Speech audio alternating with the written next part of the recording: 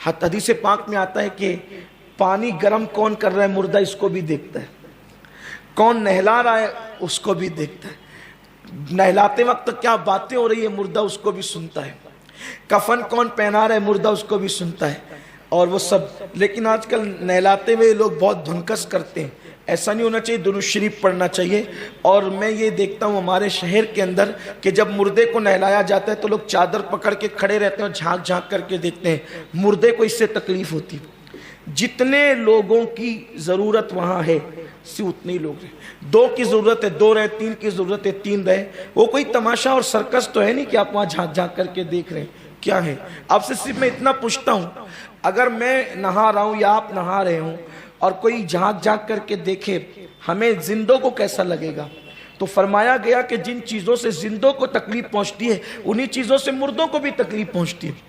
تو زندہ اگر لنگی پہن کر کے نہائے تو آپ دیکھیں تو اس کو اچھا نہیں لگتا، اگر وہ باحیا ہے تو آپ وہاں زبردستی کیوں دیکھتے ہیں، جھانکتے ہیں؟ نہیں، بلکہ اب تو یہ جو مزاج ہے نا ہمارا کہ جو چادریں تان دیتے ہیں باہر نہلاتے ہیں، لوگ مردے کو باہر نہلانا لازمی سمجھتے ہیں، ایسا کچھ نہیں ہے، گھر کے اندر بھی نہلایا جا سکتا ہے، چادر تاننے کی کوئی ضرورت نہیں ہے۔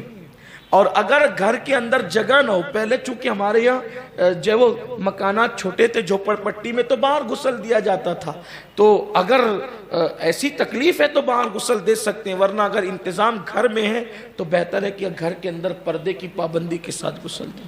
تو مردہ سب کو دیکھتا ہے، سنتا بھی ہے۔ اور پھر اس کے بعد ایک اور بات اس درمیان عرض کر دوں، حضور علیہ السلام فرماتے ہیں اپنے مردوں کو اچھا کفن دو۔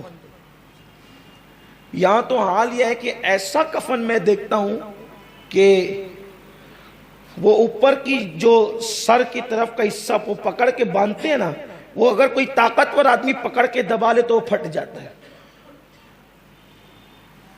سب کو ایک جیسا، اور وہ کفن والے بھی جو کپڑا لاتے ہیں، کیونکہ جو لوگ خریدتے ہیں بس وہی لاتے ہیں، اور پھر لوگوں کا حال بھی یہ ہے نا کہ امیر ہو غریب ہو چھوٹا ہو بڑا ہو، جاتے سیدھے بولتے کفن دو، اور وہ لاتا ہے ویسے دے دیتا ہے، جیسا اس کے پاس ہوتا ہے ویسے دیتا ہے، وہ اٹھا کر کے لے کے آتے ہیں۔ نہیں، کفن اچھا دو۔ حضور علیہ السلام فرماتے ہیں مردے اپنے کفن کو دیکھ کے خوش ہوتے ہیں، بلکہ کیسا کفن ہونا چاہیے اس کا ایک اصول آپ یاد کر لیں، جیسی قیمت کے کپڑے وہ جمعہ اور عیدین میں اور شادی بیاہ میں پہنتا تھا، ویسی قیمت کا کفن اس کو دیا جائے، کفن اچھا ہو۔ اس کی وجہ یہ ہے بھائیو، اگر کوئی شادی میں جا رہا ہے تو وہ کتنا بن سنور کر جاتا ہے۔ اب ہمارا تو ایمان ہے کہ وہ تو جا رہا ہے حضور کے دیدار کے لیے، اتنی بڑی ہستی کے دیدار کے لیے جا رہا ہے، تو پھر اس کے لیے تو کوئی اچھا ہی لباس ہونا چاہیے۔ انشاءاللہ تبارک و تعالی اس کا آپ خیال کریں گے۔ پھر میرے آقا صلی اللہ علیہ وآلہ وسلم فرماتے ہیں جنازہ جب لوگ لے کر کے چلتے ہیں تو بھی مردہ سب باتوں کو سنتا ہے۔ ایک اور اہم بات مسلمانوں کے مومنوں کے فائدے کی، جب کسی کی میت میں جاؤ نا، اس کے جنازے میں، تو پلاٹ کی، رشتوں کی، دکان کی، مکان کی باتیں مت کیا کرو، بلکہ مردے کی تعریف کیا کرو۔ 2 چیزیں کرو، یا تو اللہ کا ذکر کرو یا تو مردے کی تعریف کرو۔ دیکھو ہر انسان کے اندر کتنا بھی برا ہو، کوئی نہ کوئی خوبی تو اس کے اندر ہوتی ہے، تو اس کی خوبیوں کا ذکر کرو، کیونکہ اللہ تبارک و تعالی اس کی میت میں فرشتوں کو پھیلا دیتا ہے، فرماتا ہے جاؤ اور جا کر کے سنو کہ مسلمان اس کے بارے میں کیا بات کر رہے ہیں۔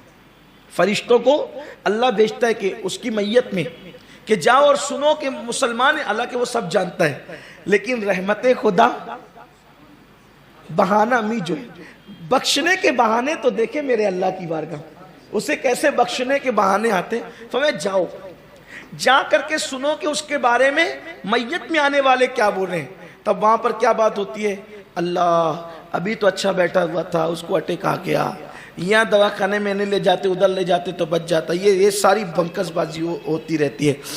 اور اس کے بعد کچھ تو اتنے بدماش قسم کے ہوتے ہیں، وہ برائیاں بیان کرتے ہیں، اچھا مر گیا بیچارہ، بیچارہ ہی بول کے کہتے ہیں، لیکن لا الہ، تمہیں بھی مرنا ہے نا، ایک دن مرنا ہے، تمہارے غلط چاہنے سے اس کا غلط نہیں ہوگا، لیکن اگر تم اس کے بخشش کا سبب بن سکتے ہو تو بن جانا۔ اگر 40 مومن اس میت کے اندر مردے کی تعریف کر دے کہ بڑا اچھا تھا، وہ فرشتے کہتے ہیں مولا تعریف ہو رہی تھی کہ کتنے کا 40. اللہ فرماتا ہے اگر میرے 40 بندے اس کی اچھائی پر متفق ہو گئے ہیں تو میں اس کو بخش دیتا ہوں. اسی لیے 2-4-6 لوگوں کو جمع کر کے 2-4-6 لوگوں کو جمع کر ماشاءاللہ بہت اچھا تھا.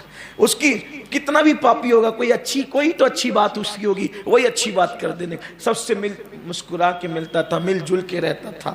اس طریقے کی کوئی اس کی کچھ دیکھو, یہ آدمی کتنا بھی برا ہو کوئی نہ کوئی اس کی تو اچھائی ہوگی, تو اس کا ذکر کر دیا کرو. اگر اپنی اچھائی بیان کرنے سے اس کی مغفرت ہوتی تو اپنا جاتا کیا ہے.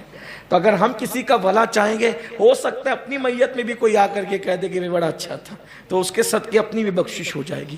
اور میں تو کہتا ہوں یار کوئی نہ بھی چاہے نا تو میرا اللہ تو چاہتا ہی ہے بخش دینا, وہ تو چاہتا ہی ہے بخش دے. وہ کہتا ہے میں تمہیں عذاب دے کے کیا کروں گا اگر تم میرا شکر ادا کرو.